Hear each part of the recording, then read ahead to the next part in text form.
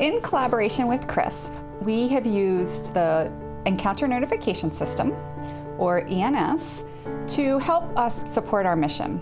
It really helps to track patients that get admitted to the hospital and when they are discharged so that we can provide better care coordination following those hospitalizations. The kind of alerts that we receive through the ENS system are twofold. One is it alerts us to emergency room visits. One of the reasons we think that this is important is because oftentimes emergency room visits signal us that a patient's disease management isn't optimal and we'd like to improve it. It also signals us that if we don't do something to intervene at this juncture, this person is going to eventually end up being hospitalized, and that's what we like to prevent. The other thing it alerts us to is if someone has been either admitted or discharged from a hospital facility, even one that we're not associated with, and we find this incredibly helpful and allows us to be proactive instead of reactive.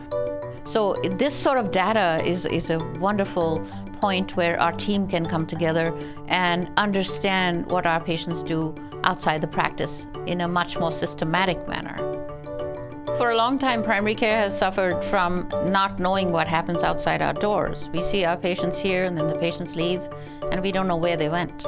So it's really been an incredible leap to be able to see where your patients go when they access the hospitals in our region, in the entire state. And it's really important for the PCPs to get that notification. They know their patients better than anyone, and they can, help the nurses at the site identify who is critical to be seen, sort of coordinate that care with the other support staff like the nurses and the case managers.